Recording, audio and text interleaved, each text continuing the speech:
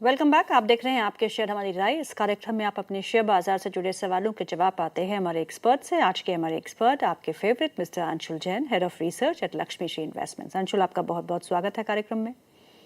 नमस्ते। आपके आते ही मेरी पीसीआर की टीम बोलती है अंशुल सर आ गए हैं, जल्दी स्टार्ट करते हैं। तो शो 1 बजे शुरू होना था, 5 मिनट पहले ही हो गया है। हाँ, तो हमेशा लेट भी तो आते हैं।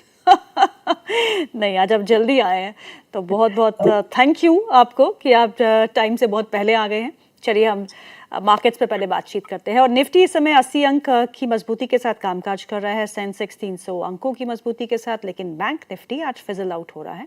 ऊपर के स्तर से हम थोड़ा बहुत सेल ऑफ देख रहे हैं और उसके कारण बहुत सारे हैं। क्योंकि आज अगर आप IDFC फर्स्ट बैंक की खबर को देखें तो 590 करोड़ का फ्रॉड, उसके बाद बैंक की कॉन कॉल जहाँ पे कहा गया है कि एक फॉरेंसिक ऑडिट करवा रहे हैं वो KPMG से। उसके बाद थोड़ा संभला तो शेयर, लेकिन अभी भी 15% की गिरावट के साथ स्टॉक कामकाज करते हुए। उसका इम्पैक्ट एक रब ऑफ हमको बैंकिंग स्पेस पे देखने को मिल रहा है। लेकिन PSU बैंकिंग स्पेस बहुत ही अच्छा करते हुए, आप इंडियन बैंक को देखिए, आप SBI को देखिए, आप यूनियन बैंक को देखिए जो अंशुल सर का फेवरेट है, वहाँ पे काफ़ी अच्छा एक मोमेंटम इस समय देखने को मिल रहा है। अडानी पोर्ट्स टॉप गेनर है आज निफ्टी 50 स्टॉक्स का, वहाँ भी एक अच्छा मूव देखने को मिल रहा है। इवन प्राइवेट बैंकिंग स्पेस में Kotak Mahindra, ICICI, HDFC bank, axis bank में काफ़ी अच्छा एक रुझान बना हुआ है। But still the index is little bit under pressure. Nifty को देखते हुए अंशुल, क्या लगता है आपको, कौन से लेवल्स है जो हमको अच्छे से देख लेने चाहिए? बिकॉज हम खुले गैप अप ऊपर के स्तर हमने 25,700 भी क्रॉस किया कंफर्टेबली, लेकिन उसके बाद हम फिजल आउट हो गए, सस्टेन नहीं कर पाए। तो अब दोनों ही इंडाइसेस पे आपकी रणनीति क्या होगी? देखिए, 25,663 ये ब्रेकआउट पॉइंट था। हम इसके ऊपर गैप अप खुले। थर्ड कैंडल है 75 मिनट चार्ट पे, जब हम दो कैंडल उसके ऊपर ही क्लोज हुई थी। थर्ड कैंडल ने 20 पीरियड मूविंग एवरेज टेस्ट किया है 25,640। अगर डे हम इसके अंदर क्लोज करते हैं तो जो रेंज है 25,663 और 25,532, ये रेंज कंटिन्यू रहेगी विथ अ फेल्ड ब्रेकआउट। तो रेंज का लोअर एंड टेस्ट होने की पॉसिबिलिटी हाई रहेगी। तो जब तक 25,640 के ऊपर क्लोजिंग बेसिस पे सस्टेन कर रहा है, आई वुड बिलीव कि ये वापस से अपना डे हाई भी टेस्ट करेगा, 870 से 920 की रेंज भी टेस्ट करेगा। तो मैं बुलिश हूँ। प्रॉब्लम मेरी बैंक निफ्टी से आ रही है, जो अब तक सपोर्ट कर रहा था आज वही सपोर्ट नहीं कर रहा है। 61,360 ब्रेकआउट के साथ खुले थे, लेकिन तुरंत ही उसके नीचे आ गए। अगेन AU बैंक और IDFC फर्स्ट बैंक की वजह से, मतलब जिस चीज के लिए पूरा बाजार लड़ा था, आज वो क्या कहना चाहिए, उड़ता तितली हो, मतलब जिस चीज के लिए सब लोग लड़ रहे थे आज वही उल्टा पड़ गया कि वेटेज दो बैंक का बहुत ज्यादा है, बाकी लोग का भी वेटेज बढ़ा, लो बढ़ गया, AU बैंक का और IDFC का बढ़ गया। आज जो ब्रेकआउट फेल हुआ ये इन्हीं दोनों की वजह से। अच्छा खासा HDFC और एक्सिस बैंक, ICICI बैंक का वेटेज था, वो उठा के इनको दे दिया। तो आज इनने बैंक निफ्टी के ब्रेकआउट को फेल करा दिया। नहीं, 61,360 इतना बेहतरीन ब्रेकआउट बना था कि अब तक अगर ये IDFC फर्स्ट बैंक और AU बैंक का लफड़ा नहीं होता, हम आज फ्रेश ऑल टाइम हाई पे बैठे होते बैंक निफ्टी पे। Nonetheless lower end of the range protected है, 60,960 वाली। आज नहीं तो कल 61,360 का हम ब्रेकआउट लेंगे। 61,678 ये पहला टारगेट रहेगा और 62,000 दूसरा टारगेट रहेगा। बिल्कुल सही कहा आपने। आज दो ही बैंक है जो बिल्कुल पूरे इंडेक्स पर दबाव डाले हुए हैं। वो है IDFC फर्स्ट बैंक जो अभी भी 15% नीचे है, और AU स्मॉल फाइनेंस बैंक जहाँ पे भी करीबन 6.5% की गिरावट इस समय देखने को मिल रही है। पर नवदलेस हमारे जो अंशुल जी है वो अभी भी थोड़ा पॉजिटिव ही है इस बैंकिंग स्पेस को देखते हुए। कड़े जो सपोर्ट लेवल्स हैं उनको ज़रूर देखिएगा, आप उन पर ज़रूर ध्यान दीजिएगा। चलिए अब सवाल जवाब का सिलसिला हम शुरू करते हैं, और हमारे फर्स्ट व्यूअर है मिस्टर खान। IOC में फ्रेश एंट्री ले सकते हैं क्या सर? अगर आपके पास बहुत ज्यादा पेशेंस है, आप 6 महीना 2 साल रख सकते हैं, तो बिल्कुल IOC third week of fourth week of tightness है, right at resistance breakout point 176 178। Weekly moving average catch up होने में कम से कम इस हफ्ते को और मिला लें, मतलब ये तो हफ्ते की स्टार्टिंग है, इस हफ्ते को ले लें तो अभी 3 हफ्ते और लगाएगा ideally weekly moving average catch up होने, उसके बाद मूव आना स्टार्ट होगी। क्रूड अगेन उस दिन 4% का इतना हाई तौबा मचाएगी, 4% बढ़ गया, 4% बढ़ गया। वीकली जो 26 जून की कैंडल थी, जो मदरबार थी, उसके बाहर निकला ही नहीं। एक दिन जरूर क्लोज दिया था थर्सडे को, फ्राइडे उसके अंदर वापस आ गया और आज गैप डाउन खुल गया। गैप डाउन बुलिश एफवीजी में, बट कोई ब्रेकआउट सस्टेन नहीं हुआ। कुल कहने का मतलब यह है कि क्रूड पे ब्रेकआउट सस्टेन नहीं हुआ, तो जो हाई तौबा मच रही थी कि आईओसी एचपीसीएल बीपीसीएल के लिए खराब है, कुछ भी नहीं हुआ। तो अल्टीमेटली डोमिनेंट ट्रेंड इनका ऊपर है, वापस से रिज्यूम होगा, 224 240 मिल जाएगा, बट उसको जिसके बाद पेशेंस है। ओके दीपक तोमर का सवाल है, पूछते हैं एचडीएफसी बैंक उनके पास 1000 शेयर है जो उन्होंने 1009 में लिए हैं, और आइनॉक्स विंड 2000 शेयर है जो उन्होंने 120 के दाम पे लिए हैं, दोनों ही स्टॉक्स पे आपकी रणनीति? देखिए, आइनॉक्स विंड 122 के पास एक बार लगा था कि बॉटम बना रहा है, लेकिन फाइनली वो टूटा और उसके बाद 105 भी नहीं बचा, और खराब अर्निंग्स की वजह से 105 गैप के साथ टूटा। अब वीकली चार्ट पे अगर आप जबरदस्ती वाले सपोर्ट खोजने जाएंगे तो आपको एक 90 पे मिल जाएगा, 90 के बाद 73 पे मिल जाएगा, बट आइडियली 59 के पहले कोई मेजर सपोर्ट है नहीं। तो 90 भी एक बम्प इन द रोड है, उसके बाद 71 भी बम्प इन द रोड है, बट ये जा रहा है 59 की तरफ, तो स्टॉक एकदम नहीं अच्छा लग रहा है। 123 के नीचे तो एकदम ही खराब हो गया है। एचडीएफसी बैंक दूसरा था ना इनका सवाल। एचडीएफसी बैंक तो अपने बॉक्स लो पे, एचडीएफसी बैंक जितना आप एक्यूमुलेट यहाँ पे कर सकते हैं करके छोड़ दीजिए।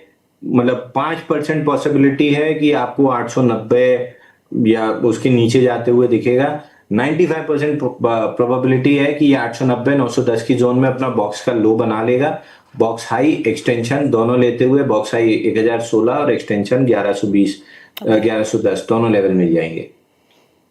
जी चलिए, ऋषभ चौहान जी का सवाल है, वो पूछते हैं टीडी पावर पे क्या करने की रणनीति आप सुझाएंगे? टीडी पावर में अपना कुछ है नहीं ना, चेक कर लो। टीडी पावर में 69 डेज का कपनल पैटर्न ब्रेकआउट आया था 950 पे, जिसका टारगेट लगभग 1000 रुपए है, 920 रुपए पहुंच गया है। धीरे धीरे करके 1000 रुपए चला जाएगा। पिछले 6-7 दिन साइडवेज इसलिए था कि 10 डे मूविंग एवरेज कैचअप होना था, जो हो गया है, और आज फ्रेश अप मूव बन रही है। तो अगर किसी को फ्रेश लेना है, 873 का स्टॉप लॉस है, 1000 का टारगेट है। फ्रेश बाइंग के लिए रिस्क रिवॉर्ड मैच नहीं कर रही है, तो सजेशन नहीं रहेगा, बट अगर ले ही रहे हैं तो 870 का स्टॉप लॉस जरूर ले लें। ओके शिवा का सवाल है, डेल्फ HIFX, I mean how do you pronounce this share? Delphix. आगे बढ़ जाइए। हाँ आगे बढ़ जाइए, नहीं प्रोनाउंस हो रहा तो। नहीं डेल्फिक्स। आप देखना चालू कीजिए, ये अभी दिया ना अपन ने जीपीटी दिया ना, आप देखना चालू कीजिए जीपीटी इंफ्रा। ये अभी क्लाइंट्स को बाय दिया है 125.80 में, ये फटाक से 127 हुआ है।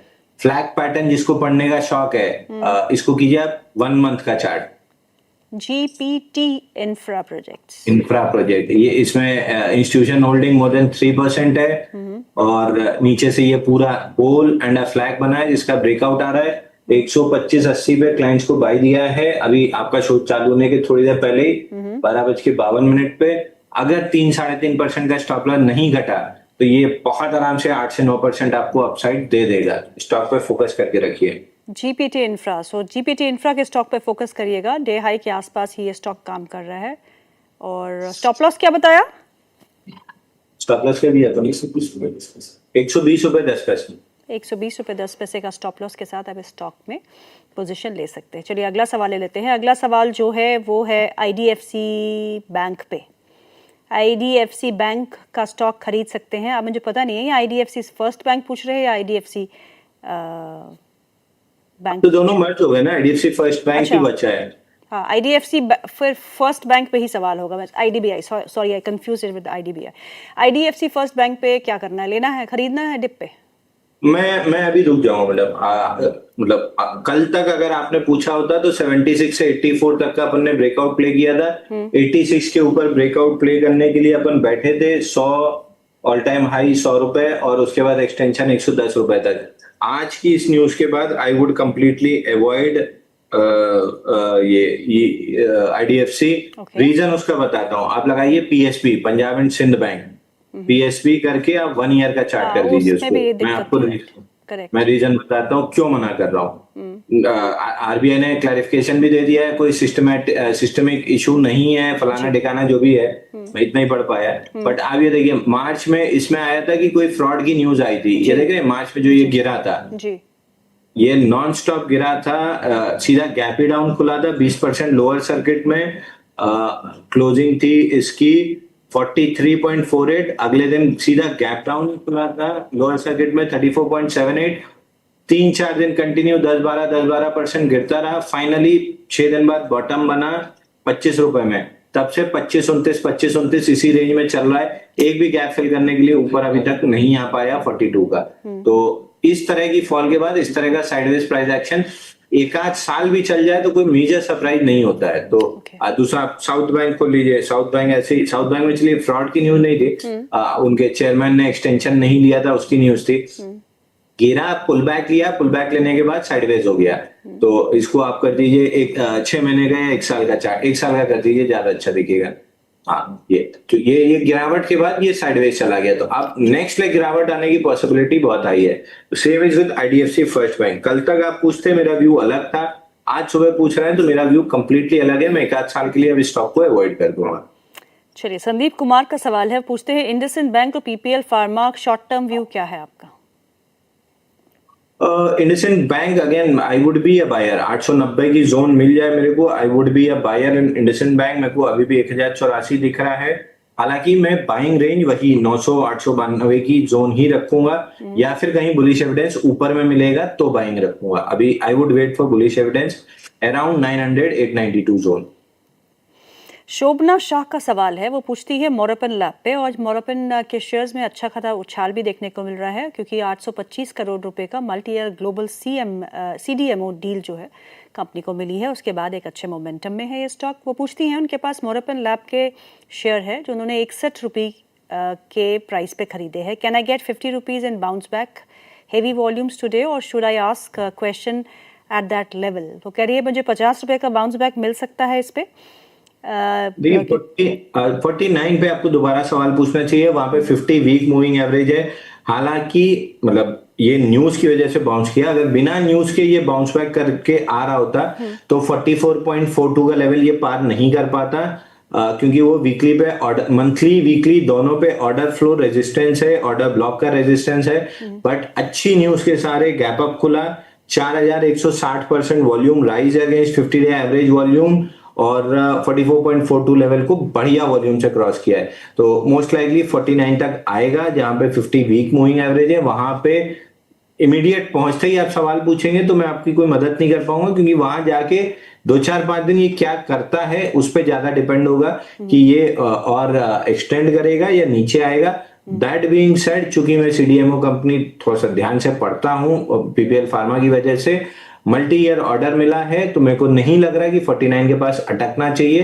That will be bump in the road, eventually ये आपको 57 ऑड लेवल्स तक जा सकता है।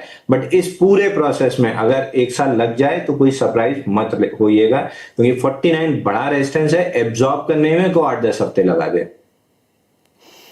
ओके, चलिए अगला सवाल है विनीता गुप्ता का। वो पूछती हैं, please suggest fresh entry level for Jamuna auto and Motherson, दोनों ही स्टॉक्स पे फ्रेश एंट्री लेवल्स क्या होंगे? जमुना ऑटो में भी पैटर्न ही बन रहा है, प्रॉफिट बुक करने के बाद 10-20 पीरियड मूविंग एवरेज के अंदर है, 10-20 पीरियड मूविंग एवरेज के अंदर है, नेगेटिव कैंडल की फॉर्मेशन है। जब तक या तो 50 डे मूविंग एवरेज कैचअप करके बुलिश एविडेंस ना दे या कोई और ब्रेकआउट ना दे, तब तक जमुना ऑटो अवॉइड रहेगा। लेवल्स की जगह पैटर्न्स रखना स्टार्ट कीजिए, लेवल मैटर नहीं करता है। 60 रुपए पे, 40 रुपए पे मोरपेन लैब खराब लग रहा था, 45 रुपए पे अच्छा लग रहा है, 48 के ऊपर और अच्छा लगेगा। लेवल मैटर नहीं करता है, मैटर करता है पैटर्न। पैटर्न अगर अच्छा है तो सब कुछ अच्छा है। तो लेवल्स की जगह पैटर्न्स रटना स्टार्ट कीजिए। Is it around 50 day moving average, तो आपकी रिस्क बहुत कम है, रिवॉर्ड बहुत ज्यादा है। तो इस तरीके से पैटर्न्स रटना स्टार्ट कीजिए। माथिसन, मदरसन, मदरसन में भी पुल बैक आ सकता है 123 तक। हालांकि 10 मूविंग एवरेज कैचअप हो गया, साइडवेज रहते, प्रोबेबली 20 और 50 भी साइडवेज रहते हुए ही कैचअप होगा। अगर ऐसा होता है तो आपको 4 हफ्ते 3 हफ्ते लगेंगे अभी कैचअप होने में, या फिर ये पुल बैक लेगा 123 तक टुवर्ड्स मूविंग एवरेज। दोनों केस में भी अपसाइड लिमिटेड है, डाउनसाइड मेरे को 123 से ज्यादा दिखती नहीं है, बट थोड़ा सा समय खींचेगा, उसके बाद चलेगा। ओके, स्वाति जैन का सवाल है अगला। वो पूछती हैं, सवाल उनका है एमआईसी इलेक्ट्रॉनिक्स पे। उनके पास एमआईसी इलेक्ट्रॉनिक्स के 250 शेयर है जो उन्होंने 62 रुपये में खरीदे हैं, और लक्ष्मी इंडिया फाइनेंस के 300 शेयर है जो उन्होंने 152 के लेवल्स पे खरीदे हैं। दोनों ही स्टॉक्स पे क्या करें? देखिए, लक्ष्मी इंडिया फाइनेंस तो लक्ष्मी चिट फंड निकली, वो हेरा फेरी 2 वाली, 21 दिन में पैसा डबल। तो 21 दिन में पैसा आपका डबल हो गया, 180 रुपए से नॉन स्टॉप 85 रुपीज का लो बन गया। अब यहाँ से बेरिश फ्लैग बन रहा है जिसका ऑलमोस्ट ऑन द वर्ज जो ब्रेकडाउन है 96 के नीचे क्लोज किया, तो ये अपना जो ऑल टाइम लो बनाया है 85 रुपए 87 पैसा, इसको चैलेंज करने आएगा। तो स्टॉक एक्सट्रीमली वीक लग रहा है।